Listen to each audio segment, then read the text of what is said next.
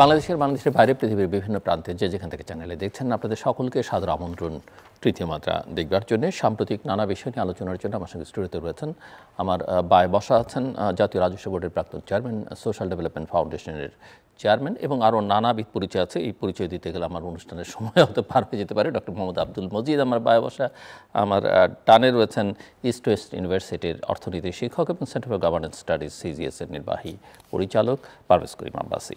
স্বাগত আপনাদের দুজনকে তৃতীয় মাত্রা। এবং আপনাদের দুজনের কাছ থেকে আমি একটু সূচনায়, যেহেতু জুলাই আপরাইজিংয়ের 1 বছর পূর্ণ হতে চললো, একেবারে শেষ প্রান্তে আমরা 1 বছরের। সো এই 1 বছরে আসলে অর্জন কি হলো, বিসর্জন কি হলো, বিশেষ করে রাজনীতি, এবং আপনারা যেহেতু দুজনই অর্থনীতি নিয়ে কাজ করেন, অর্থনৈতিক ক্ষেত্র শুনতে চাই আপনাদের কাছে। ডক্টর মজিদ। ধন্যবাদ। আমার মনে হয় জুলাই বিপ্লবের 1 বছর পূর্তি উৎসবের এই শেষের দিনগুলোতে আমরা যে সমস্ত আলোচনা বা যা কিছু করছি, সেখানে কিন্তু রাজনৈতিক অর্থনীতির বিষয়টা যেভাবেই হোক প্রাধান্য পাচ্ছে। কেননা মূলত যে বৈষম্য বিরোধী আন্দোলন যেভাবে দানা বেঁধে উঠছিল, যেভাবে আমাদের সমাজে একটা বিরাট ধরনের অর্থনৈতিক বৈষম্য, তারপরে নানান ধরনের বিভিন্ন ইকোনমিক ইন্ডিকেটরসে আমাদের যে একটা বিশৃঙ্খল পরিস্থিতি ছিল, ব্যাংকের টাকাগুলো লুট হয়ে যাওয়া, তারপরে অনেক ধরনের ব্যাপার। আমি মনে করি জুলাই বিপ্লবের অন্যতম পিছনের কারণটি হচ্ছে অর্থনৈতিক বিশৃঙ্খলা বা বৈষম্য। এইগুলোর থেকে মুক্তির একটা প্রত্যাশা থেকেই এটি, যদিও সেটাকে পরবর্তীকালে কেন ওর সাথে সবসময় এটা আমি মনে করি এই 24শে জুলাইয়ে শুধু নয়, অতীতেও 75 সালের বলি, 91 সালের বলি, বা ইভেন 47 সালের বলি, সব কিছুতেই কিন্তু দানাটা বাদে কিন্তু অর্থনৈতিক বৈষম্য, অর্থনৈতিক স্বাধীনতা, একটি মুক্তির ব্যাপার, মুক্তির সংগ্রাম, এই ধরনের বিষয়। কিন্তু সেটা আলটিমেটলি যে ওই রাজনীতিবিদরাই বা রাজনীতি ওর ভিতরে একটু একটু করে আস্তে আস্তে প্রবেশ করে ওটাকে দেখায় যে আমরা এই করলাম আর কি। হ্যাঁ, যেমন 47 সালের ভারত বিভাগ হলো ঠিকই, কিন্তু এখানে মূলত ছিল সেই 190 বছরের তাদের যে একটা আমাদের এই অর্থনীতিকে শেষ করে দেওয়া। একটা তো স্বনির্ভর অর্থনীতি ছিল ভারতবর্ষের, আমাদের ট্রেডিং, আমাদের সব কিছু যেগুলোকে তারা জাস্ট বাইপাস করে। আমি শুধু 1860 থেকে 1875 সাল পর্যন্ত 15 বছরের কিভাবে টার্ন অ্যারাউন্ড হয়েছে। বাংলার কাঁচামালকে প্রথমে তারা নিয়ে যাওয়ার ব্যাপারে আমদানির বা রপ্তানির একটা ব্যাপার বলেছে, বলে আবার এই কাঁচামাল ওখানে যেয়ে আবার ফিনিশ প্রোডাক্ট করে সেইটা আবার এখানে দেওয়ার, অর্থাৎ প্রথমেই আমাদের আমদানি রপ্তানির প্যাচের ভিতরে ফেলে বাংলার অর্থনীতির, ভারতবর্ষের অর্থনীতিকে একটি পরনিরপেক্ষ পরমুখাপেক্ষী করা হয়েছে আর কি। এবং ওইটার থেকেই যে বিরাট বড় ধরনের যেটা অমৃত্য সেনের যে 42-এর মানান্তর বলি, বা আর অন্যান্য যে অর্থনৈতিক যে দুর্ভিক্ষ বা আর অন্যান্য বিষয়, যেটা ব্রিটিশকে ভারত থেকে চলে যাওয়ার ব্যাপারেও এ কাজ করেছে। শেষ পর্যন্ত ভারতের স্বাধীনতা, ভারতের বিভাগ মনে করা হয়েছে যেটা একটা বিরাট দুই রাজনৈতিক দলের বা তাদের একটা বিরাট জয় কিংবা পরাজয়ের বিপরে ওইভাবে ব্যাখ্যা করা হয়েছে। কিন্তু ওই ভারত বিভাগের পরপরই দেখা গেল এমনভাবে ভারত বিভাগ হয়েছে যে ও বৈষম্য তৈরি করার জন্যই যেন এটা তৈরি করা হয়েছে। অর্থাৎ পূর্ব পাকিস্তান আর সেই পশ্চিম পাকিস্তান 1000 মাইলের দূরে, ওদের শিল্প কারখানা এখানে এক ধরনের হিন্টারল্যান্ড হিসেবে কাজ করা, এখানকার জিনিসই ওখানে নিয়ে যেয়ে আবার এখানে বিক্রি করা, যে কথাটা আমাদের 6 দফার ভিতরে যেগুলো ছিল, যে পয়েন্টগুলোতে আমি রপ্তানি করি আমার আয় ওখানে চলে যাচ্ছে, যে ওখান থেকে অন্য ধরনের একটা পরিস্থিতি চলছে। 6 দফার ভিতরেই তো 3টা দফাই তো হচ্ছে যে আমার রপ্তানি, আমার আয়, আমার আয়ের উপরে আমার হিস্সা থাকতে হবে, আমার মুদ্রার উপর আমার হিস্সা থাকতে হবে, ইত্যাদি ইত্যাদি। তো যাই হোক, 71 সালের যুদ্ধ, সেটাও কিন্তু ওই পাকিস্তানি শোষণ, বঞ্চনা, বৈষম্যের থেকে মৃত্যুর জন্য এতটা মানুষের জীবনদান ইত্যাদি। তারপরের থেকে আমরা বিগত 54 বছরেও কিন্তু ব্যাপারটা ওই অর্থনৈতিক বৈষম্যটাকেই, সেই বৈষম্যের থেকে মুক্তির আকাঙ্ক্ষাই কিন্তু আন্দোলনগুলোকে এইভাবে নিয়ে গেছে। তো এখন বিগত 1 বছরে আমরা দেখতে পাচ্ছি ওই রাজনৈতিক ক্ষেত্রের, অর্থাৎ এই যে সংস্কারের নামে সংবিধানের এই হবে না, সেই হবে, এই হবে, এই কথাগুলো বেশি প্রাধান্য পেয়েছে বা হচ্ছে। এটা নিয়ে প্রচুর আলোচনা হচ্ছে কিন্তু অর্থনীতি উদ্ধারের বা অর্থনীতিকে স্বয়ংভর করবার ওই যে বৈষম্য দূরীকরণের যে সমস্ত কারণগুলো, সেই কারণগুলোকে মানে কি বলে অ্যাড্রেস করা, সেই ব্যাপারগুলোতে কিন্তু খুব একটা বেশি দেখা যায় না। আপনি বেশ কয়েকটা আমি বেসরকারি চ্যানেলের কথাগুলো বলতে পারি, তার সারাদিনই তারা কিন্তু এই আলোচনাই করে, ও কি বললো, সে কি বললো, ও কি হলো, এ হলো, কিন্তু একবারও বা অথবা এমনভাবে আসলো না যে ব্যাংকিং খাতের যে ব্যাপার, যে পরিস্থিতি, যেটা সবাই খুব স্পষ্টভাবে দেখলো যে জামানতকারীদের টাকা সেই ব্যাংকে আর নাই বা দিতে পারছে না।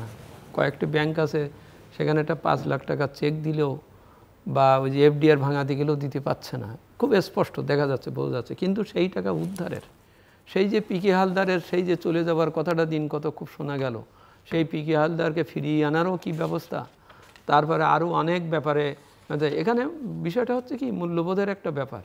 এটা ঠিক, সবাই জানে যে এটা একটা সমস্যা, কিন্তু সমস্যা দূরীকরণের যে প্রচেষ্টা আপনি নিচ্ছেন সেটা যদি স্পষ্ট না হয় সকলের কাছে, তাহলে কিন্তু ইন্ডিয়ারিকে ধরে নেওয়া হবে যে you are also part of it. এইটা আর কি আমি কিন্তু সবসময় আমরা মনে করি যে একজন অন্যায় করেছে, তার আমি ব্যবস্থা নিচ্ছি, এই নেওয়াটা যদি আমি প্রকাশমান করতে পারি তাহলে অন্যরা বুঝতে পারবে যে some action is being taken. আর তা যদি হয়, এখানে যদি কোনো কারণে দেরি হয়, না করা হয়, তখনই কিন্তু আস্থার সংকটটা, যে আস্থা প্রতিষ্ঠার জন্যে এই পরিবর্তন বা ইত্যাদি, সেই আস্থাটা নড়বড়ে হয়ে যায়। নড়বড়ে হয়ে গেলে পর তখন ওই নানান ধরনের সাইড ইফেক্টগুলো আসে, যেমন এই যে মব জাস্টিস বা আরও এই ধরনের, যেমন আমরা আসলে খুব বিস্মিত এবং দুঃখিত হয়েছি, আমি মনে করি সমগ্র জাতীয়, সেটা হচ্ছে যে বৈষম্য বিরোধী আন্দোলনের একজন বা দুজন তারা যে সরাসরি একটি চাঁদাবাজের, এটা সাধারণ ঘটনা মনে করলে হবে না, it is a death of A values. যে কথাগুলো বলে তারা করেছে, আন্দোলন করেছে, এত সবাই রক্ত দিয়েছে, এত কিছু একটা সুযোগ সৃষ্টি হয়েছে, সেটাতেই যদি দেখা যায় যে ব্যাক টু দি প্যাভিলিয়ন হয়ে যাচ্ছে, তাহলে এটা কিন্তু মনের ভিতরে একটা বড় ধরনের হয়। যেমন জুলাই তো প্রকাশিত হয়েছে, কিন্তু এই করিডোর আলোচনা তো দীর্ঘদিন যাবত আছে যে তারা এসব নানা কর্মের সঙ্গে যুক্ত, 5ই আগস্ট এর পরে সম্ভবত 16ই আগস্ট কি 18ই আগস্ট পত্রিকায় একটা নিউজ এসেছিল, এইভাবে বলছিল যে চাচ্ছিলেন চাকরি, এখন নিজেই চাকরিদাতা হয়ে গেছেন। হ্যাঁ, হেডিংটা এইভাবে। বিষয়টা হচ্ছে ওই যে 2-3 জন যারা যোগদান করেছিল সরকারে এবং ওরা তো চাকরি প্রার্থী ছিলেন, বৈষম্য বিরোধী, কোটা বিরোধী করে চাচ্ছেন যে আমরা এই বৈষম্যের বিরোধী চাচ্ছি, আমরা কোটা পদ্ধতি বা সিস্টেম দিয়ে পরীক্ষা দিয়ে যেতে চাকরি পেতে চাচ্ছি বা পায়ে যাতে সেই ব্যবস্থা। সেখানে দেখা গেল যে কেউ কেউ নিজেই চাকরিদাতা হয়ে গেলেন আর কি।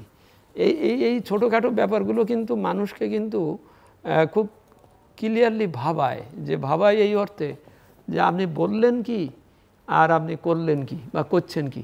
এই জন্যে যারা এগুলো করে তাদের কিন্তু খুব খুব সতর্কই থাকতে হয়। আমি এর আগেও একবার বলেছি, এই যে পূর্ব তিমুরের যিনি আন্দোলনের নেতৃত্ব দিয়েছিলেন, তিনি কিন্তু নেতৃত্ব দেওয়ার পরপরই তিনি বলেছিলেন, আমি স্কুল শিক্ষক ছিলাম, আমি শিক্ষকতায় ফিরে যাচ্ছি, তোমরা তোমাদের ম্যানেজ করো। তখন সবাই বললো যে আপনি এটা কি বললেন, আপনি এত কিছু করলেন, সংগঠিত করলেন। এবং শেষ পর্যন্ত ভদ্রলোক কিন্তু নানানভাবে পিছিয়ে যেতে অর্থাৎ তিনি এতে থাকেননি এবং থাকা লাগেনি।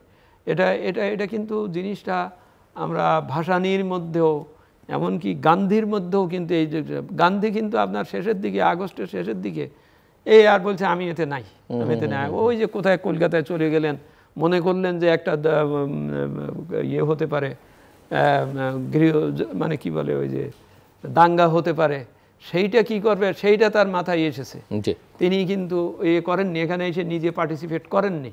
হ্যাঁ, তো এই জন্যই এখানে কিছু কিছু জিনিস খেয়াল করতে হবে যে জিনিস আমি বলছি সেই জিনিস আমি প্রতিষ্ঠা করতে পারবো কি না, সেখানে আমার ভূমিকা কি হবে, এ ব্যাপারে অবশ্যই সতর্ক থাকতে হয়। আমি আসছি আবার আপনার কাছে, মিস্টার পারভেজ করিম আব্বাস। এটার উপরে 1 বছরের রাজনীতি অর্থনীতিতে অর্জন আর বিসর্জন। জি, আমার মনে হয় যে অর্জনের চেয়ে, আমি যেহেতু বলবো না কোনো অর্জন হয়নি, কিছু তো অর্জন হয়েছে, কিন্তু অর্জনের চেয়ে সম্ভাবনা যেটা জাগিয়েছিল 2024 অগস্ট 5-এর পর, সেই সম্ভাবনার মধ্যে আমার মনে হয় 100 ভাগের মধ্যে 5 ভাগও বোধহয় এটা বোধহয় রিয়েলাইজড হয় নাই। এবং আমার মনে হয় এটাই হচ্ছে এই অগস্ট 5-এর সবচেয়ে বড় ট্র্যাজেডি বা সবচেয়ে বড় ব্যর্থতা। কেননা 17 বা 18 কোটি লোক তর্ক সাপেক্ষে সবারই কিন্তু দলমত নির্বিশেষে, একটি বিশেষ গোষ্ঠী ছাড়া বেশিরভাগ লোকই চেয়েছিল দেশে একটা আমূল পরিবর্তন, দেশের রাজনীতিতে, দেশের শাসন ব্যবস্থায়, দেশের জবাবদিহিতার ব্যাপারে, দেশের দুর্নীতির ব্যাপারে, দেশের সহনশীলতার ব্যাপারে। কিন্তু দুঃখের সাথে বলতে হয়, পরিতাপের সাথে বলতে হয়, ইংরেজি যেটা বলে স্কোয়ান্ডার্ড অপরচুনিটি, লস পোটেনশিয়াল। এবং এটা আমি নিরাশাবাদী হয়ে বলছি না, এখনো আমি হচ্ছে যে বাংলাদেশের ভবিষ্যৎ নিয়ে আমি আশাবাদী। কিন্তু এই অন্তর্বর্তীকালীন সরকারের উপরে যে প্রত্যাশাটা ছিল কিছু অংশে অযৌক্তিকও বটে, এবং এটার জন্য অন্তর্বর্তীকালীন সরকারকে দোষ নেই। আমরাই হয়তো বা একটা আমাদের মধ্যে একটা হচ্ছে একটা হিস্টেরিয়া আমরা নিজেদের মধ্যে নিজেরা একটা ক্রিয়েট করেছিলাম, বা এটা বোধহয় রিয়েলাইজড হয় নাই। এবং এখন বাংলাদেশে যে 1 বছরের মাথায় আমি দায়িত্ব নিয়ে বলছি যে আমার কাছে মনে হচ্ছে যে বাংলাদেশ এখন দুটো ক্রাইসিস ফেস করছে। ইংরেজিতে এই টার্মিনোলজিগুলো আসছে ফরেন পলিসিতে, আপনারা নিশ্চয়ই আপনারা জানেন। একটা হচ্ছে পলি ক্রাইসিস, মানে বহুমাত্রিক সংকট, এবং একটা হচ্ছে পার্মা ক্রাইসিস, মানে হচ্ছে যে পার্মানেন্ট ক্রাইসিস বা দীর্ঘমেয়াদী সংকট। আমার কাছে মনে হয় যে বাংলাদেশ এখন পার্মানেন্ট পলি ক্রাইসিসের দিকে এগিয়ে যাচ্ছে এবং খুব কাছাকাছি চলে গেছে, মানে দীর্ঘমেয়াদী বহুমাত্রিক সংকট। কেন এখন এটা জাস্টিফিকেশনের জন্য এখন বলা হচ্ছে? এক, প্রথমতই যে কারণে শেখ হাসিনার সরকারকে থেকে বেশিরভাগ বাংলাদেশের মানুষের মনটা সরে গেছিল, যে একটা অবাধ অন্তর্ভুক্তিমূলক একটা নির্বাচন, স্বচ্ছ নির্বাচন হবে, ফ্রি ফেয়ার ট্রান্সপারেন্ট ইলেকশন, যেটা উনি বছরের পর বছর এখানে দেননি, এবং ওটার জন্য দমন পীড়ন এবং বিদেশি শক্তির সাথে এখানে হাত মিলিয়ে এখানে হচ্ছে দেশের স্বার্থকে উপেক্ষা করে উনি করেছেন। আমরা কিন্তু এখনও 1 বছরের পর, যদিও বা আমাদের বলা হচ্ছে ফেব্রুয়ারি অথবা এপ্রিল নির্বাচন হওয়ার সম্ভাবনা বেশি উজ্জ্বল, তো এখনও কিন্তু আপনি দেখেন সাধারণ মানুষের সাথে আপনি জিজ্ঞেস করুন, বা আপনি যদি মনে করুন সরকারের মুখপাত্রদের এখানে হচ্ছে নানান ধরনের বক্তব্য, বা সরকারের সাথে অতি ঘনিষ্ঠ, যে অনেকে বলে সরকারের বি টিম যেটাকে বলা হয়, বা কিংস পার্টি যেটাকে বলা হয়, এনসিপি যে বক্তব্য যদি দেখেন, বা অন্যান্য রাজনৈতিক দলগুলো যারা এই অচলাবস্থা এক ধরনের বা এই ট্রানজিশন ফেজটাকে দীর্ঘায়িত করতে চাচ্ছে, নির্বাচনের কিন্তু আমাদের সুনির্দিষ্ট কিন্তু আমরা কিন্তু এখনও আমরা একটা দিক নির্দেশনা পাচ্ছি না। 1, 2, আপনি যদি দেখেন এখানে আমরা যে চেয়েছিলাম যে সহনশীলতার ব্যাপারে, বা অবাধ যেখানে হচ্ছে বাক চর্চা করার এখানে স্বাধীনতা বা গঠনমূলক সমালোচনা করা, হ্যাঁ আগের তুলনায় কি আবহাওয়া গুণগত পরিবর্তন হয় নাই? কিছুটা তো নিশ্চয়ই হয়েছে, কিন্তু যতটুকু আশা করেছিলাম ততটুকু কিন্তু হয় নাই। এখনও কিন্তু সেলফ সেন্সরশিপ আছে, এখনও কিন্তু ট্যাগিং এবং প্রোফাইলিং আছে, এবং এই অন্তর্বর্তীকালীন সরকারকে যদি সমালোচনা করা হয় আপনাকে বলা হয় ফ্যাসিস্ট ইনেবলার, বা আমি আরও স্পষ্ট করে বলি যে বিএনপির দালাল, বা আরও যদি আপনি যদি একটু বেশি বলেন তাহলে বলা হবে যে ভারতের এখানে হচ্ছে 5 আটা দালাল, এইগুলোই তো বলা হয়। এবং এআই বটের এখানে হচ্ছে অ্যাক্টিভ। আমি একেবারে নিশ্চিত এই প্রোগ্রামটা যখন ইয়ার হবে তারপর দেখা যায় প্রথমত এই 2 মিনিটের মাথায়, এবং এটা আমি দেখেছি বেশ এইগুলোর নাম চলে আসে। আমার মনে হয় যে এইরকম নানান ধরনের সম্মানে আমরা বোধহয় আমরা সবাই সম্বোধিত হয়েছি। ঠিক আছে, ওটা না হয় মানুষ অনেক কিছু বলতেই পারে, তো আমি মানুষটাও মোটা, আমার গায়ের চামড়া মোটা হতেই হবে, তো এটা সমস্যা নেই এখানে। কিন্তু এরপরে যে ইস্যুটা হচ্ছে যে আমরা বলেছিলাম যে আমাদের রাজনৈতিক এখানে হানাহানি বা আইন শৃঙ্খলার এখানে অবনতি, এগুলো কিন্তু এখনও কিন্তু কন্ট্রোল করা যায় না বা এখন করা যায় না। এবং আমার মনে হয় এখান থেকে আমার বলা উচিত হবে যে সেন্টার ফর গভর্নেন্স স্টাডিজ, যে থিঙ্ক ট্যাঙ্কের সাথে আমিও জড়িত, আপনিও জড়িত, তার একটা স্টাডিও বের হয়েছে যেখানে এখানে হচ্ছে যে ডক্টর মজিদও জড়িত নিঃসন্দেহে, গভর্নিং বডিতেও আছেন। তো ওখানে একটা স্টাডি করা হয়েছে এবং যেটা আমাদের চিফ অ্যাডভাইজার অফিস থেকে দেওয়া হয়েছিল যে 5 বছরের উনি এখানে ক্লেম হয়েছিল যে ফেসবুক পোস্টে যে 5 বছরে এমনি হচ্ছে যে আপনার ক্রাইমের তেমন কিছু একটা মানে পরিবর্তন হয় না, কিন্তু আপনি যদি মাসিক হারে এটা আপনি যদি এখানে আপনি করেন, এবং আমাদের যে তরুণ যে গবেষকরা এটা খুব ভালো কাজ করেছে এবং এটা আমাদের অনলাইন এখানে পোস্ট করা হয়েছে, আপনার দেখা যাবে যে হচ্ছে ডাকাতি বা ব্যান্ডিট্রি যেটা বলে পুলিশের রেকর্ড থেকে মাসিক, তারপর হচ্ছে যে মহিলা এবং শিশুদের উপর অত্যাচার বা অ্যাসল্ট, এগুলো কিন্তু অ্যালার্মিংভাবে বেড়েছে। এটা আপনারা সবাইকে বলবো যে ওয়েবসাইটে যান এবং মেথোডোলজিও আছে, দেখে নিন। এর সাথে সাথে আপনার আর এটা তো হচ্ছে একটা হচ্ছে যে ঘরের এখানে অবস্থা, তারপর হচ্ছে যে রাজনৈতিক স্বচ্ছতা এখনো আসেনি। আওয়ামী লীগের যারা মানে আগের যে সরকারের আমলে যারা মানুষের সাথে দমন পীড়ন গুম খুম সাথে জড়িত, নিঃসন্দেহে তাদের বিচার হোক। বাংলাদেশে দরকার 100 বছর ধরে এটা বিচার হোক, কিন্তু বিচারটা হতে হবে স্বচ্ছভাবে। বিচারটা হতে হবে হচ্ছে বানোয়াটি মামলা না, বা এখানে 200 জনকে আমি এখানে কেসে জড়িয়ে দিলাম সেভাবে না, কিন্তু এমনভাবে করতে হবে যে আন্তর্জাতিকভাবে এবং দেশের মধ্যে যাতে এখানে এটা হচ্ছে যে প্রশ্নের ঊর্ধ্বে থাকে। এরপর এবং এটা তো আমাদের এক্সাম্পল আছে, নিউরেমবার্গ ট্রায়ালসে তো এখানে আছে, বা আপনার যেখানে রুয়ান্ডাতে যেখানে জেনোসাইড হচ্ছে আইসিসিতে ওখানে হচ্ছে ওই ট্রায়ালেতে একটা টেমপ্লেট আছে। এবং আমাদের যথেষ্ট অভিজ্ঞ এখানে হচ্ছে যে আমাদের উকিল বা জুরিস্ট আছে আন্তর্জাতিক মান। এছাড়া আপনি যদি দেখেন আপনার যে গোপালগঞ্জের যেখানে এই সাম্প্রতিককালে যে এখানে আমাদের এখানে বলবো যে অবস্থাটা হলো, এটাও তো হচ্ছে হ্যাঁ আপনি বলতে পারেন গোপালগঞ্জ তো বাংলাদেশ থেকে আলাদা না। এখন একটা দলের প্রতি আপনার একটা সমর্থন থাকতেই পারে, যেমন আপনার মনে আছে নিশ্চয়ই আওয়ামী লীগের সময় সাতক্ষীরার আমলে জামাতের প্রতি এখানে বলা হতো জামাতের ঘাঁটি, তো সেখানেও হচ্ছে প্রচণ্ড এখানে অশান্তি হয়েছিল 5-6 বছর আগে।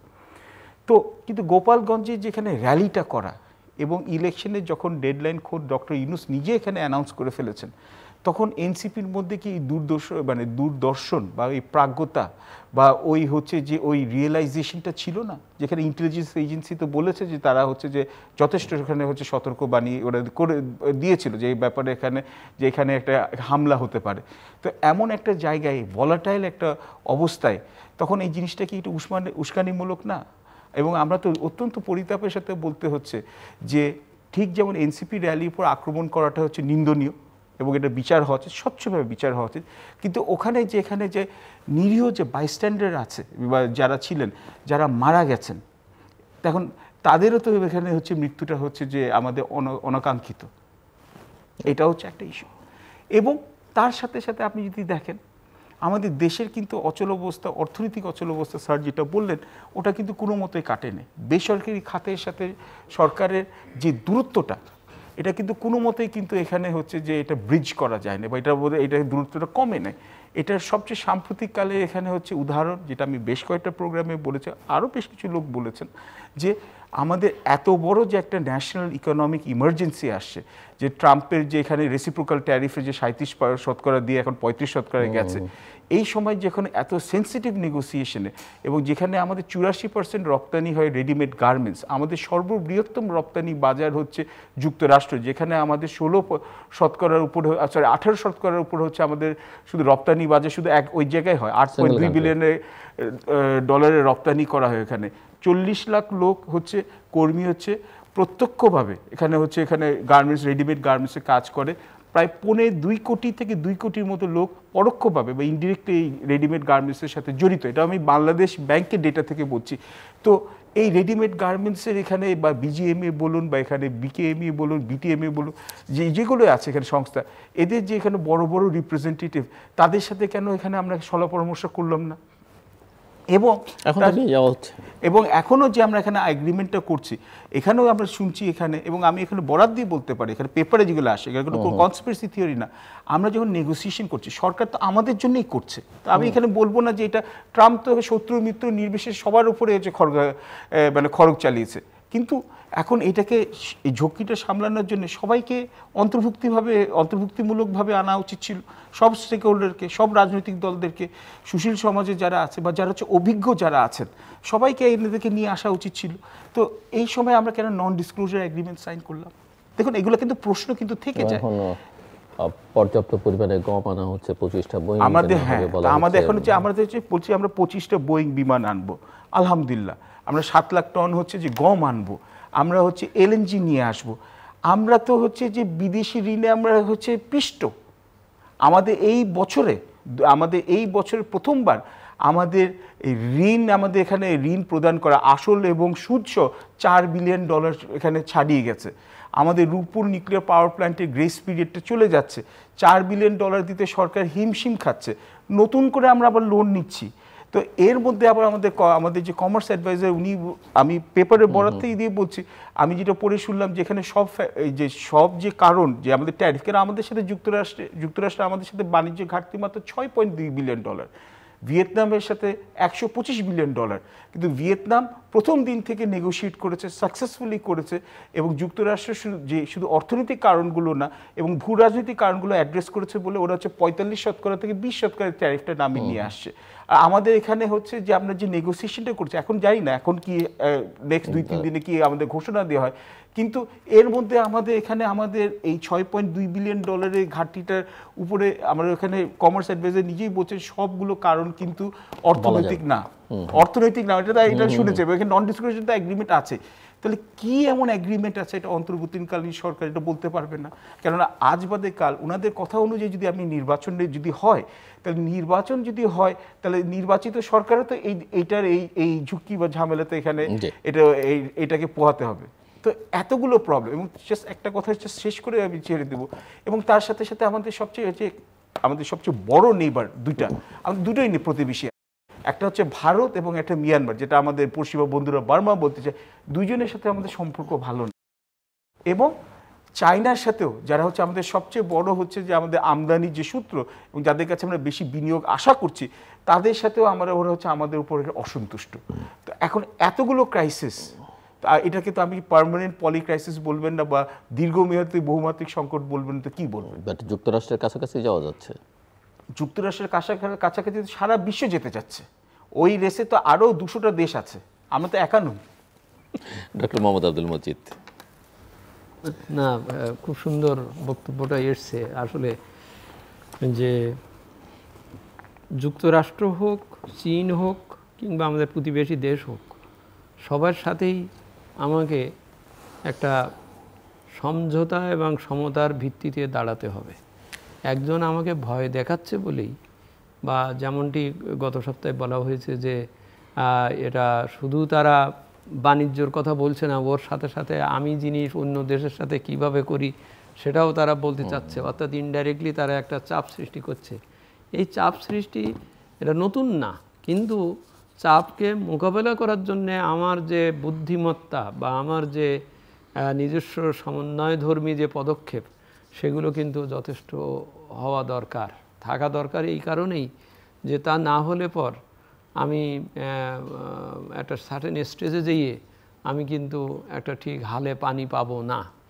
হ্যাঁ, কখনো কখনো আমাকে হয়তো কেউ খুব ভয় দেখিয়ে বলবে, আর আমি তার কথা শুনতে যেয়ে আমি আবার একটা দীর্ঘমেয়াদী না আর একটা সমস্যার সৃষ্টি করে বসি।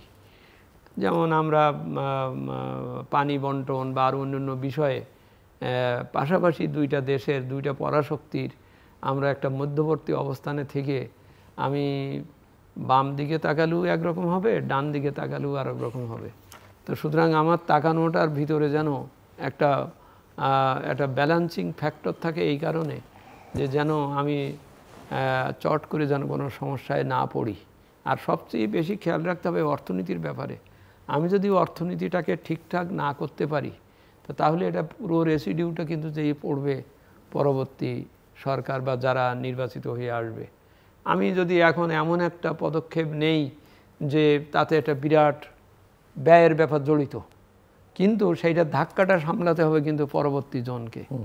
হ্যাঁ, কথার কথা আমি যেমন পে কমিশনের কথা বলছি, পে কমিশন সকলকে দিতে হবে এটা ঠিক আছে, কিন্তু এই পে কমিশন একটা নতুন গভর্নমেন্ট আসলে সে দিত কি না, বা সে কীভাবে এ করতো, আর এখন কি হচ্ছে, এই ব্যাপারগুলোর সাথে কিন্তু একটা সূক্ষ্ম একটা যোগসূত্র বা একটা থাকা দরকার।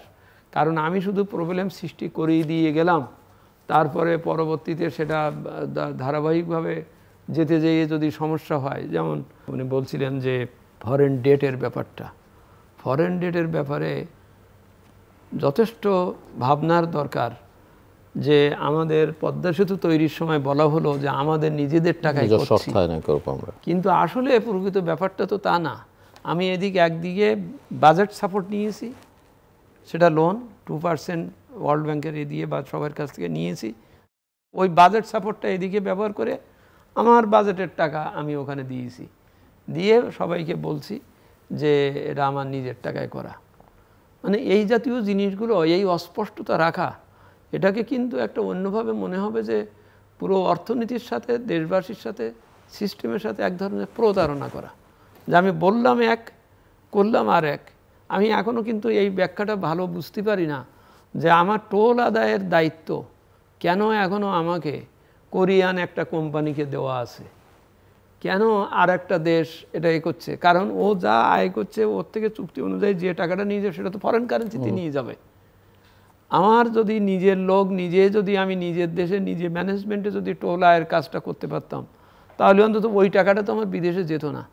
তাই এই জিনিসগুলোকে স্বচ্ছ করতে হবে, যে আমি যেভাবে বলি এভাবে সেভাবে বলি, কিন্তু দেখা যাচ্ছে যে আমি আসলে লোন করে আমি অর্থনীতিকে ঠেকাচ্ছি। তো ঠিক আছে, কিন্তু সেই লোন করার প্রেক্ষাপটটা, আমি 24 সালের আন্দোলনের অন্যতম প্রত্যাশা হচ্ছে যে একটা স্বচ্ছ জবাবদিহিমূলক একটা ব্যবস্থা তৈরি হবে, যা আমি যা করছি এই জন্যই করছি। কারণ যাই আমি লোন নেই, শোধটা তো করতে হবে জনগণকেই, সকলকেই। তা তখন তার যদি না জানা থাকে যে কী জন্যে আপনি এটা নিয়েছিলেন, আপনি নন ডিসক্লোজারের যে ব্যাপারটা বললেন, এইসব জিনিসগুলো, এই অস্পষ্টতা, এই কিছু জিনিস অন্ধকারে রাখা, এইটা করলে হচ্ছে কি, ওদের যেমন আস্থাটা কমে যাচ্ছে, প্লাস ভবিষ্যতে তারা ঠিকই কিন্তু বেকায়দায় পড়বে। এখন বেকায়দায় আমি মানুষকে কতটা ফেলবো সেটা তো আমার নিজস্বভাবে স্পষ্ট করা দরকার। জিনিসগুলোতে স্বচ্ছতা থাকা দরকার, জনসম্পৃক্ততা, যাই সিদ্ধান্ত নেই, যা কিছু করি, জনসম্পৃক্ততাটা খুব ইম্পর্ট্যান্ট। আমি অন্যভাবে বলি যে আমাদের যে তৈরি হলো শ্বেতপত্র, আপনি তার হেডিংটা দেখেন কি সুন্দর, এটা অ্যালিটারেটিভ একটা খুব সুন্দর হেডিং, কিন্তু এটা কিন্তু ইংরেজিতে তৈরি করা, এটা কিন্তু এক ধরনের গবেষণাপত্রে প্রচুর ফুটনোট আছে। তা আমার মনে হয় এইটা কয়জন লোক পড়তে পারে বা এর থেকে মেসেজ কজন নিতে পারে?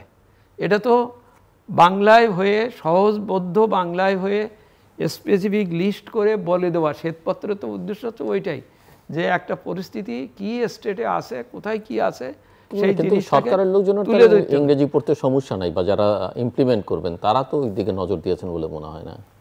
না, এটা তো জনগণকে জানতে হবে। কারণ আপনি একটা পরিস্থিতি, তারা খারাপ ছিলেন বা খারাপ হয়েছেন, তাদের দ্বারা তারা প্রতারিত হয়েছেন, অত্যাচারিত হয়েছেন, কীভাবে হয়েছেন, কোথায় হয়েছেন, সেই জিনিসটা তাদের সামনে যদি স্পষ্ট না করা যায়, তাহলে আপনি যে ব্যবস্থাগুলো নেবেন সেই ব্যবস্থার প্রতি কিন্তু আস্থা ফিরে আসবে না।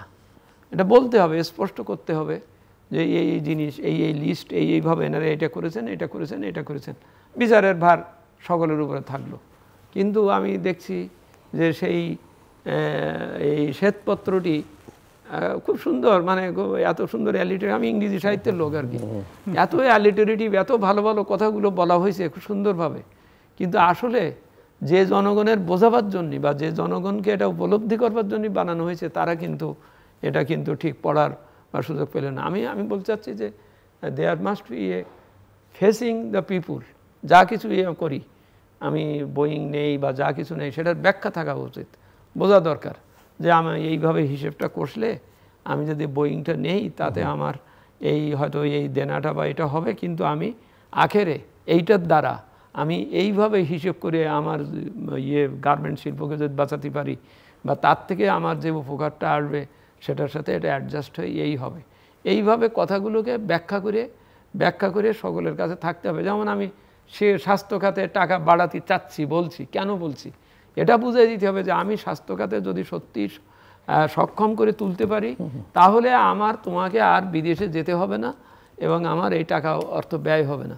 আমি কিন্তু অর্ধেক কথা বলছি, আমরা কিন্তু কজের কথা তুলছি না, আমরা শুধু ইফেক্টের কথা তুলছি, শুধু বলছি কেন এটা হয়েছে এইটা বলছি না, কি হয়েছে এইটা বলছি, কিন্তু কেন হয়েছে সেটা বলছি না।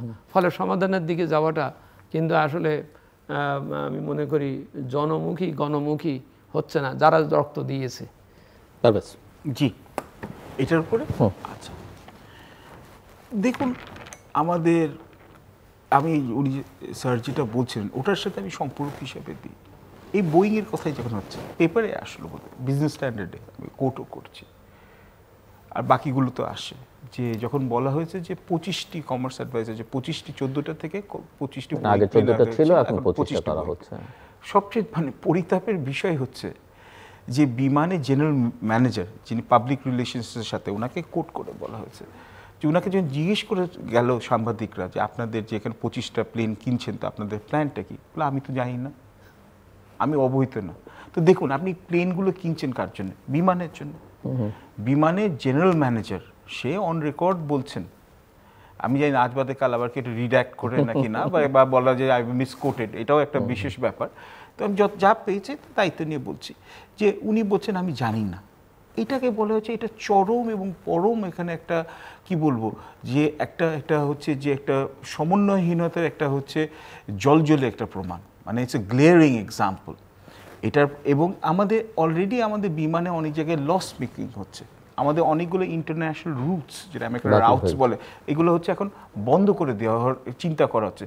তো এই যে এখানে সাদা হাতিগুলোকে আমরা নিয়ে আসবো বোয়িংয়ের, এবং বোয়িংয়ের কিন্তু আপনি যদি আপনার মনে থাকে কিছুদিন আগেও কিন্তু বোয়িংয়ের কিন্তু আহমেদাবাদে কিন্তু একটা প্লেন কিন্তু ক্র্যাশ করলো টেক অফের পরে। আবার হচ্ছে আমেরিকাতে আরেকটা বোয়িংয়ের একটা প্লেনের এখানে হচ্ছে যে ওই রকম ম্যাল ফাংশন করছে। বোয়িংয়ে কিন্তু ইদানিংকালে যথেষ্ট টেকনিক্যাল সমস্যা হচ্ছে। জি জি, এবার আমাদের বাংলাদেশ বিমানে তো আমি বলবো যে আল্লাহর রহমত আছে যে এখানে হচ্ছে বহুবার এখানে টেকনিক্যাল গ্লিচের থেকে এখান থেকে বেঁচে যাচ্ছে। এবং তার সাথে সাথে আমি এটার সাথে এই প্রোগ্রামের মধ্যেও বলছি যে মাইলস্টোনের এই যে ইনসিডেন্ট, এই দুঃখজনক এখানে যে এত বড় দুর্ঘটনা ঘটলো, এই যে এতগুলো যে আমাদের কোমলমতি যেখানে শিশুরা শহীদ হলো, অভিভাবকরা শহীদ হলো, শিক্ষকরা শহীদ হলো, এবং আমাদের যে দায়িত্বরত যে বীর যেখানে এয়ারফোর্সের পাইলট যিনি চেষ্টা করেছেন লাস্ট সেকেন্ড পর্যন্ত প্লেনটাকে এখানে সেফ ল্যান্ডিং করার জন্য, এতগুলো লোক যে মারা গেল। এখন এইরকম ঘটনা তো হরহামেশা হচ্ছে। আমি এক্সাম্পলটা দিচ্ছি, মানে এখন এর সাথে অন্তর্বর্তীকালীন সরকারের সমস্যা কি, কিন্তু ওটার সাথে সাথে আপনি যে দেখুন যে অন্তর্বর্তীকালীন সরকার কি চেষ্টা করেছে যে রাজুকে এটাকে সমাধান করার জন্য? রাজুক তো আমরা জানি এটা তো প্রায় কমন কনসেনসাস যে রাজুকের অন্তত এখানে একটা বড় একটা দুষ্টু চক্র আছে যারা হচ্ছে দুর্নীতির সাথে ওরা জড়িত, যারা সব ধরনের ল্যান্ড মিনিস্ট্রিতে আমরা জানি, ভূমি মন্ত্রণালয়ে যারা হচ্ছে যে ডিজিটাইজেশনের জন্য ওরা হচ্ছে সব পদে পদে বাধা দিচ্ছে। একটা সরকার যখন হচ্ছে যে রিফর্ম করতে চায় তখন এইগুলো রিফর্ম করুক যেটা থেকে মানুষ এখানে উপকৃত হবে এবং বলবে না একটা সরকার আসছিল যেখান থেকে আমরা হচ্ছে ভালো কাজ করে গেছে ডক্টর ইউনূসের আমলে। আপনি যদি এর সাথে দেখেন এখন ঢাকা শহরে টেসলা বলে আমরা বলেছি, ইকোনমিক্স একটা ম্যাগাজিন এখানে আর্টিকেল আসছে টেসলা, যেখানে হচ্ছে বাংলাদেশের টেসলা, এই যে ব্যাটারি চালিত রিক্সাগুলো, এইগুলো যে এখানে আমি বুঝলাম যেখানে গরিব মানুষের কর্মসংস্থানের ব্যাপারে, কিন্তু কিছু লোক আন্দোলন করলো, হরহামেশা অ্যাক্সিডেন্ট হচ্ছে। আমি আমার 2 দিন আগে আমার সামনে হচ্ছে একটা টেসলার এখানে রিক্সা এখানে হচ্ছে মানে এখানে ব্যাটারি চালিত রিক্সা উল্টে পড়ে, কেন ওগুলো ব্যালেন্স নাই এবং ওগুলো হচ্ছে অনেক ক্ষেত্রে হচ্ছে অবৈধভাবে ইলিগালভাবে চার্জিং হচ্ছে। কিছু লোক এসে এখানে হচ্ছে যে প্রোটেস্ট করলো, সরকার এখানে কেবিন করলো, কিন্তু কী হলো দীর্ঘস্থায়ী সমস্যা হলো। এটা হচ্ছে একটা সিমটোমেটিক বিষয়। আপনি দেখুন হচ্ছে আপনি যদি আবার এখান থেকে দেখেন, আপনি যতগুলো তথ্য নেবেন এই আজকে আসছে এখানে হচ্ছে যে আমাদের এলসি যেগুলো এখানে ওপেন করা হয়েছে আগের বছরের তুলনায় আমাদের 25% এলসি হচ্ছে এখানে হচ্ছে কমে গেছে। আমাদের ক্যাপিটাল মেশিনারি বলেন, কাঁচামাল বলেন, এগুলো সব কমে গেছে। তো আমাদের তো ফরেন এক্সচেঞ্জ রিজার্ভ স্টেবিলাইজ হয়েছে, ভালো কাজ করেছে বাংলাদেশ ব্যাংক, কিন্তু ওটা তো হচ্ছে IMF এর কাছ থেকে লোন নিয়ে তো এটা স্টেবিলাইজ করছে, ওগুলো তো আমরা রিপে করতে হবে। এবং আমাদের ডলারের আমরা বললাম যে ফ্লোটিং এক্সচেঞ্জ রেট করে ফেলো, দেখা হচ্ছে ডলারের দাম, তারপরে হচ্ছে যে এখন সাথে টাকা এখন একটু এখানে একটা স্থিতিশীলতা আসে, ডলারের মূল্য এখন পড়ে গেছে, এখন আমরা ইচ্ছা করে এখন হচ্ছে যে আবার ডলারের মূল্য বাড়াতে যাচ্ছি কেন? আমি আপনাকে বলতে চাইলে আপনি ফ্লোটিং এক্সচেঞ্জ রেটের সুবিধা পাচ্ছেন না। এইরকম নানান ধরনের এখানে আমরা দেখছি এখানে যেখানে ত্রুটি বিচ্যুতি এবং হচ্ছে পলিসি কোঅর্ডিনেশন না। আপনার প্রোগ্রামে আগের বারেও বললাম, আমরা হঠাৎ করে আমরা দেখলাম যে চায়না, পাকিস্তান, বাংলাদেশ একটা ট্রাইল্যাটারাল এগ্রিমেন্ট সাইন করতে যাব, soft cooperation, connectivity, technology transfer. সমস্যা নেই চীনের সাথে আপনার কোঅপারেশন করার জন্য। আপনি চলে গেলেন ওখানে, মিটিং করলেন ওখানে, তারপর রহস্যজনকভাবে হঠাৎ করে এখানে ওই এগ্রিমেন্ট থেকে পিছিয়ে আসলেন। চায়না তো আমাদের একটা বড় এটা পার্টনারও বটে, যুক্তরাষ্ট্র আমাদের বড় পার্টনার। আপনি যদি জানেন যে আপনি যদি চীনের সাথে, আপনি কি বলতে চাইছেন যে বাংলাদেশ যুক্তরাষ্ট্রের দিকে বেশি ঝুঁকে পড়ছে?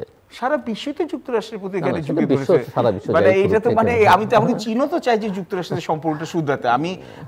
আমি আপনাকে এইটা একটা শুধু আমি যদি if you just allow me, যুক্তরাষ্ট্র নিয়ে অনেকে বলে যে ওদের অর্থনীতি ডিক্লাইন করছে, অনেক মানে ওদের হচ্ছে যে ওরা পেরিনিয়াল ডিক্লাইন। তো কেমন ডিক্লাইন করছে আমি তারপর আপনার উত্তরটা দিচ্ছি, এই জাস্ট আমাকে 2 মিনিটটা দেন। যুক্তরাষ্ট্র হচ্ছে বিশ্বের হচ্ছে সর্ববৃহৎ অর্থনীতি। ওদের অর্থনীতির সব মানে ভ্যালু কি 2024 সালে ছিল $29 ট্রিলিয়ন। বিলিয়নে 6টা জিরো, আপনি জানেন বিলিয়নে 9টা, ট্রিলিয়নে 12টা। 27.5% বিশ্বের অর্থনীতি হচ্ছে এক যুক্তরাষ্ট্রই চালায়। বিশ্বের সর্ববৃহত্তম রপ্তানিকারী, আপনার হচ্ছে যে $3 ট্রিলিয়ন মতো শুধু রপ্তানি করে, $4 ট্রিলিয়ন উপর হচ্ছে আমদানি করে। আমরা বলছি না ডলার হচ্ছে যেখানে আপনার গ্লোবাল ট্রানজ্যাকশন থেকে আস্তে আস্তে ডলার কমে যাচ্ছে, 88% হচ্ছে যে আপনার ফরেন এক্সচেঞ্জ ট্রানজ্যাকশন হয় ডলারে, 54% হচ্ছে যে আপনার গ্লোবাল ফরেন এক্সচেঞ্জ রিজার্ভ হচ্ছে শুধু হচ্ছে ডলারে।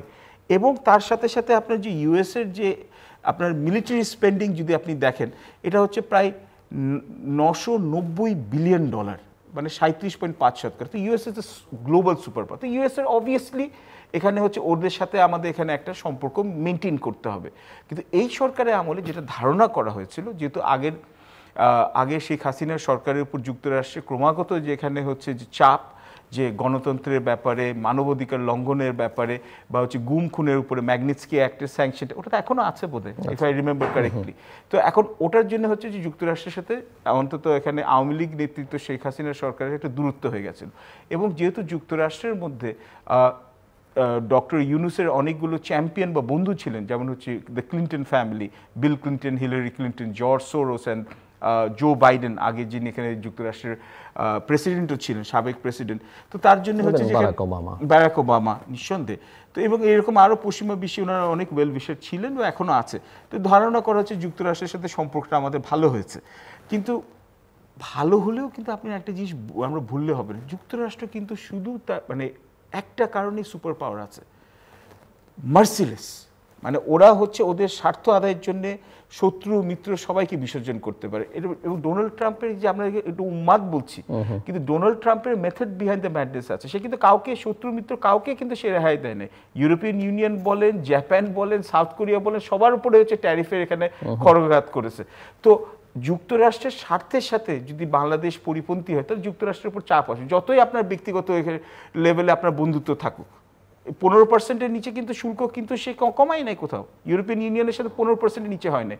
সৌদি আরেবিয়া, ইউএই, কাতার, ইউরোপিয়ান ইউনিয়ন, জাপানের কাছে বিলিয়নস অফ ডলারের ইনভেস্টমেন্ট ওরা কমিটমেন্ট নিয়েছে। জাপান বলছে $550 বিলিয়ন বিনিয়োগ করবে, ইউরোপিয়ান ইউনিয়ন বলছে $600 বিলিয়ন যুক্তরাষ্ট্রে বিনিয়োগ করবে। তো আপনি দেখেন কাতার, সৌদি আরবিয়া একজন সাথে কম্পিটিশন করেছে ট্রাম্পের এখানে ভিজিটের সময়। কেউ বলছে ভাই আমি $100 বিলিয়ন কিনবো তোমাদের ওয়েপেন্স, কেউ বলছে $150 বিলিয়ন কিনবো, কেউ বলছে আমি প্রাইভেট জেট আমি গিফট করবো ট্রাম্পকে। আমাদের তো দেশ ছোট, আমাদের তো এত টাকা পয়সা তো আমাদের নেই। তো এবং তার সাথে সাথে তাহলে যুক্তরাষ্ট্র চাইছেটা কি? যুক্তরাষ্ট্র কি চাইছে যে তাদের সাথে আমরা ইন্দো প্যাসিফিক স্ট্র্যাটেজিতে ক্লোজ অ্যালাইনমেন্ট হই? তাহলে ওখানে হচ্ছে তাহলে আমাদের সাথে আলাপ আলোচনা করুন। ইন্দো প্যাসিফিক স্ট্র্যাটেজি তো অনেক দিন ছেড়ে ছিল, জিসোমিয়া এবং আকসা বলে যেটা হচ্ছে সামরিক যে চুক্তি আছে ওগুলো সাইন করার জন্য, বা যেটা নিয়ে এখানে জল্পনা কল্পনা এককালে হয়েছিল বন্ধ হয়ে গেছে, যে রাখাইন করিডোরের ব্যাপার। ইন্টারেস্টিংলি আপনি যে এখানে একটা সাইড নোট দিয়ে আমি এখানে ছেড়ে দিচ্ছি, কিছুদিন আগে এই যুক্তরাষ্ট্রের ট্যারিফ স্যাংশনসের সময় মিয়ানমারের উপর স্যাংশনস আসে 40%। মিনং ল্যাং তখনই ওটাকে উনি ইন্টারপ্রেট করলেন যে যেহেতু যুক্তরাষ্ট্রের আমাদের উপর স্যাংশনস থাকা সত্ত্বেও 40% ট্যারিফ হয়েছে, তবে আমাদের সাথে সম্পর্কটা ঠিক হবে। ট্রাম্পকে ধন্যবাদ দিয়ে উনি চিঠি দিলেন এবং তার ফলো হয়েছে। মিনং লাইংয়ের কাছাকাছি যে যত ব্যবসায়ী যারা আছে, ব্যবসায়ী বন্ধু, তাদের উপর কিন্তু ব্যক্তিগত স্যাংশন কিন্তু সরিয়ে দিয়েছে এবং তারা কিন্তু সবাই মিয়ানমারি নাগরিক। এবং এখন ধারণা করা হচ্ছে যে যুক্তরাষ্ট্র এখন হচ্ছে মিয়ানমারে যে রেয়ার আর্থ মেটালস আছে, কারণ চায়নার তো হচ্ছে প্রায় 50 থেকে 60% রেয়ার আর্থ মেটালসের উপর হচ্ছে প্রসেসিং এবং হচ্ছে এই লিঙ্কে ব্যাকওয়ার্ড সাপ্লাই চেনের উপরে ওটার মানে একচ্ছত্র আধিপত্য আছে। মিয়ানমারকে আস্তে আস্তে ওই রেয়ার আর্থ মেটালসের জন্য যুক্তরাষ্ট্র এখানে হচ্ছে ওদের নেপিডিওর সাথে এখানে হচ্ছে এক ধরনের একটা ওয়ার্মিং অফ রিলেশনস হচ্ছে। ইন্দোনেশিয়ার সাথে ওরা বলেছে 32% থেকে ট্যারিফ 19% নিয়ে আসবে, কিন্তু তোমাদের কপারের যে সাপ্লাই আমাদের দিতে হবে। একইভাবে আফগানিস্তানের সাথে ওরা চাইছে। তো বাংলাদেশ কি দিতে পারবে? ডক্টর মজিদ কি দিতে পারবে? এবং ফাইনাল রাউন্ড, বাংলাদেশ কি দিতে পারবে? হয়তো এই 25টা বোয়িং বড় জোর কথা বলছি, কিন্তু না, বিষয়টা হচ্ছে দ্বান্দ্বিক এবং তাত্ত্বিক। এখানে কূটনীতির সাথে অবশ্যই অর্থনৈতিক কূটনীতি মূলত এখন ওই নর্মাল ফিজিক্যাল তাত্ত্বিক কূটনীতি এখন আর বড় বিষয় নয়। তো সেই জন্যেই যেমনটি কিছুক্ষণ আগেও আপনি বলছিলেন, প্রস্তুতিটা, নিজের মধ্যে সমন্বয়টা সকলকে মিলে। আমাদের প্রতিবেশী দেশে আমরা প্রায় দেখি যখন একটা খুব বড় ধরনের ক্রাইসিস হয়, তারা কিন্তু সকলে বসে, একসাথে বসে তারপরে তারা চিন্তা ভাবনা করে।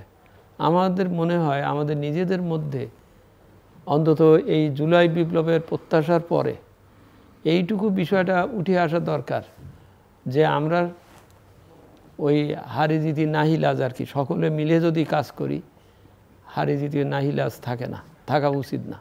কিন্তু আমরা দেখা যাচ্ছে যে যেভাবে সেভাবে হোক আমরা অস্পষ্টতার ভিতরে যাচ্ছি, অস্পষ্টতা করা, এই অস্পষ্টতাটা কাটাতে হবে।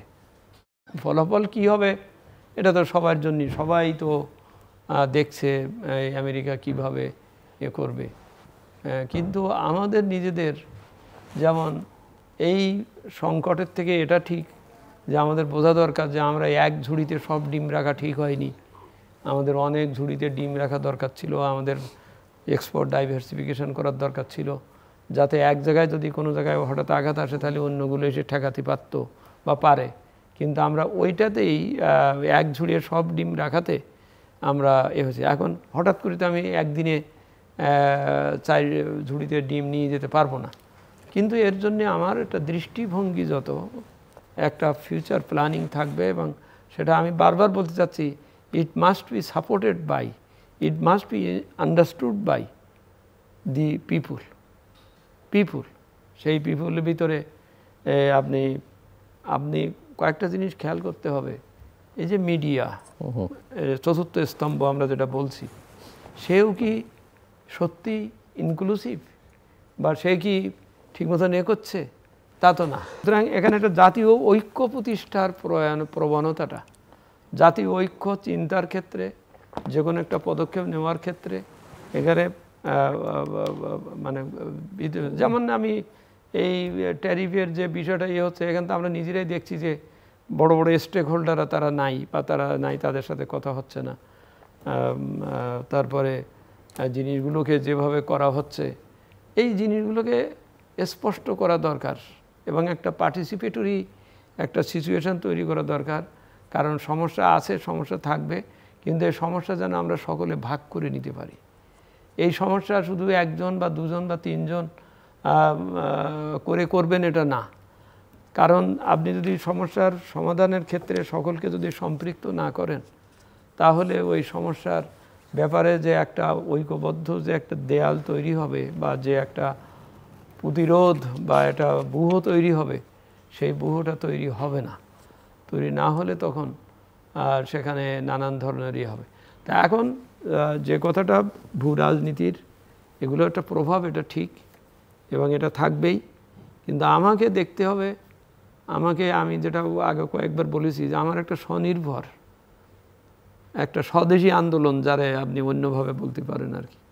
সেই স্বদেশী আন্দোলন মানে হচ্ছে যে আমরা সকলকে বোঝবার চেষ্টা করি, আমাদের মনোভঙ্গির পরিবর্তন করার চেষ্টা করি।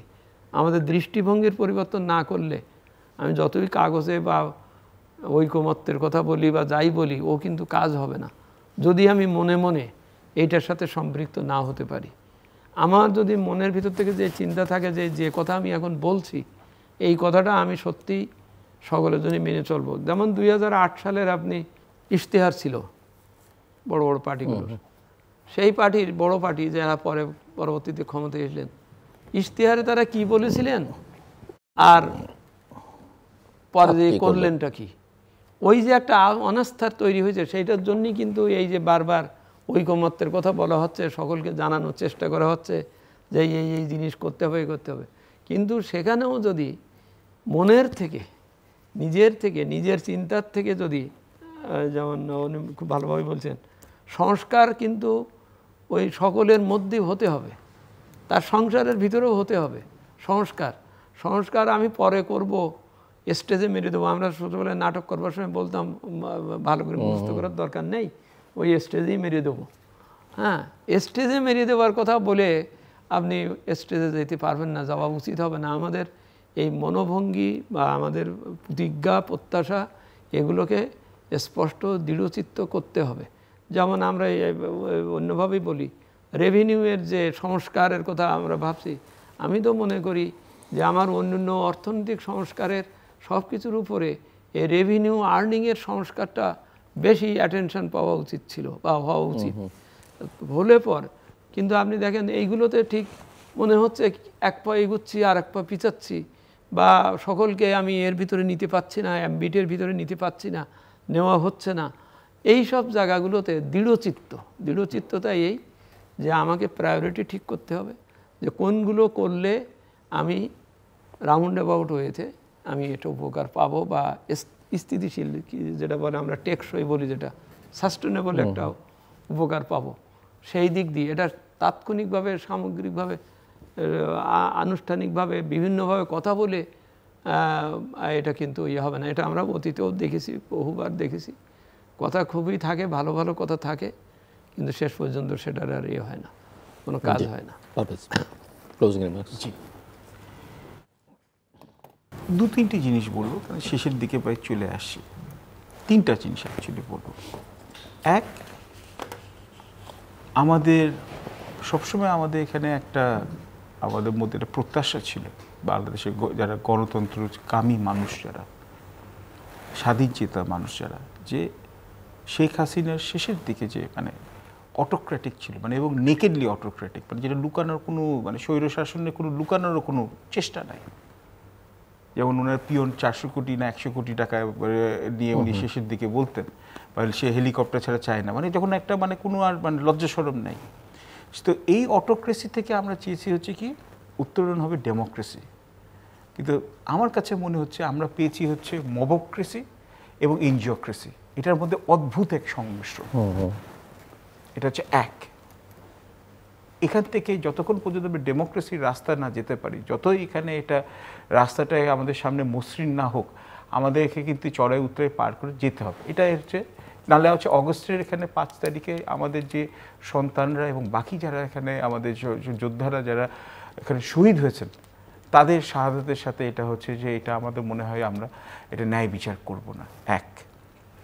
এবং তার জন্যে নির্বাচন এবং সত্যিকারের হচ্ছে সংস্কার এবং সত্যিকারের আপনি বলবো হচ্ছে ন্যায় বিচার, এটা আমাদেরকে এস্টাবলিশ করতে হবে। এবং ধর্ম মত নির্বিশেষে সবারই থাকার এখানে স্বাধীনতা এবং সহনশীলতা রাখতে হবে। 2, আমার খুব মনে পড়ছে হচ্ছে ফরাসি বিদ্রোহের কথা। এবং ফরাসি বিদ্রোহ যখন যে লুই দ্য 16 এবং তার রানী কুইন মেরি অ্যান্টোনিয়েট এখানে হচ্ছে যে ভার্সে এখানে যে ওখানে ওভারথ্রো হলো, তো এখানে হচ্ছে ফরাসি বিদ্রোহের সময় যে যারা নেতা ছিল, রবেসপিয়ার, ড্যান্টন, এরা বড় বড় নেতা, তো ওরা প্রথম দিকে হচ্ছে যে এই মবের উপরেই কিন্তু ওরা প্রথম মব অর্গানাইজ করেছিল। ওই গিলোটিন ছিল হচ্ছে as a sign of punishment, ancient regime, যেটা বলে এনশিয়েন্ট রিজিম, যে আগের যে পুরানোর যে শাসন ব্যবস্থা। তো শেষে কি হলো, একটা রেইন অফ টেরার হলো। যেই হচ্ছে যে এখানে এই ফরাসি বিপ্লবের নেতা এই রবেসপিয়ারকে এই সমালোচনা করতো, তাকে গিলোটিনে দিয়ে দিত, একজন আরেকজনকে মারা শুরু করলো। এবং শেষে এই আপনার রেইন অফ টেরার যেটা আছে, এই সন্ত্রাসের যে এখানে রাজত্বটা শেষ হলো, রবেসপিয়ার নিজেকে হচ্ছে গিলোটিনে হত্যা করে এবং নেপোলিয়নের উত্থান হলো। তো এখান থেকে আমাদের শেখা উচিত যে যে আপনি যদি কোনো বিপ্লবে কিন্তু হচ্ছে পার্মানেন্ট থাকে না। এখানে বিপ্লবও কিন্তু এখানে দিনের শেষে বিপ্লবের সফলতার মধ্যে অসফলতা কিন্তু অন্তর্নিহিত আছে যদি আপনি এখানে ইতিহাস থেকে না শিখেন। এবং লাস্ট বাট নট লিস্ট, আমাদের বাংলাদেশের সামনে আমাদের জিও স্ট্র্যাটেজিক রিস্ক আছে। কিন্তু আপনি যদি এটা বলে আমি শেষ করব, আপনি যদি দেখেন লাস্ট 1 বছরে খুব স্বল্প মেয়াদী কিন্তু রক্তাক্ত সংঘর্ষ হচ্ছে কিন্তু আন্তর্জাতিক বর্ডারে। এর মধ্যে হচ্ছে ইন্ডিয়া পাকিস্তানের সংঘর্ষ, এর মধ্যে হচ্ছে ইরান ইসরায়েলের সংঘর্ষ, এবং সাম্প্রতিককালে থাইল্যান্ড ক্যাম্বোডিয়ার সংঘর্ষ। সবগুলো সংঘর্ষই কিন্তু হচ্ছে ছোট ছোট কারণে কিন্তু বড় করে ফ্লেয়ার আপ হয়েছে।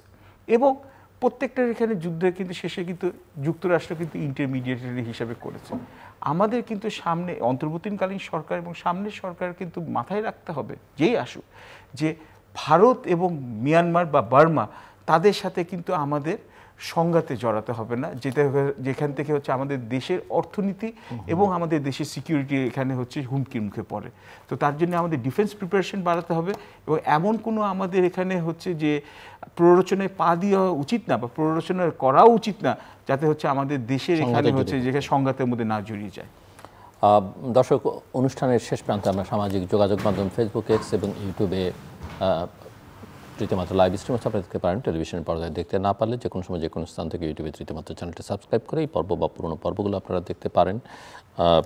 মিস্টার পারভেজ করিম আব্বাসী এবং ডক্টর মোহাম্মদ আব্দুল মজিদ, অসংখ্য ধন্যবাদ এই আলোচনা শুনবার জন্য। দর্শক, গত 1 বছরের হিসেব নিকেশ করতে গিয়ে আবার অতিথিরা যেটা বলছিলেন যে অর্জন হতো অনেক কিছু আছে, কিন্তু সম্ভাবনা যেটা দেখা গিয়েছিল সেই সম্ভাবনার সামান্য ন্যূনতম বাস্তবায়ন করা যায়নি। এবং অর্থনীতির ক্ষেত্রে কিছু চিত্র তুলে ধরা হয়েছে, এমনকি হোয়াইট পেপার কমিশনের রিপোর্ট বলা হয়েছে সেটা ভালো, কিন্তু তার সঙ্গে যে জনগণের সংযোগ সেটা স্থাপন করা যায় না ভাষাগত দুর্বলতার কারণে। সেই প্রসঙ্গে আমার অতিথি বলছিলেন। এবং দেশে এখন যে মবক্রেসি, এনজিওক্রেসি আছে, সেখান থেকে সেটাকে ডেমোক্রেসিতে কীভাবে ট্রান্সফরমেশনটা করা যায় বা নিয়ে যাওয়া যায় সেই বিষয়ে ওনাদের বক্তব্য রেখেছেন। এবং তার জন্য নির্বাচন, সংস্কার, ন্যায় বিচার এবং একটা অন্তর্ভুক্তিমূলক সমাজ প্রতিষ্ঠাই হচ্ছে বাংলাদেশের জন্য প্রধান লক্ষ্য। একই সঙ্গে বাংলাদেশ যেন কোনো অবস্থাতেই তার প্রতিবেশীদের সঙ্গে কোনো ধরনের সামরিক সংঘাতে জড়িয়ে না পড়ে সেই বিষয়ে সতর্ক থাকবার আহ্বান জানিয়েছেন। আমাদের সঙ্গে থাকবার জন্য অসংখ্য ধন্যবাদ। আপনাদের সবার জন্য শুভকামনা।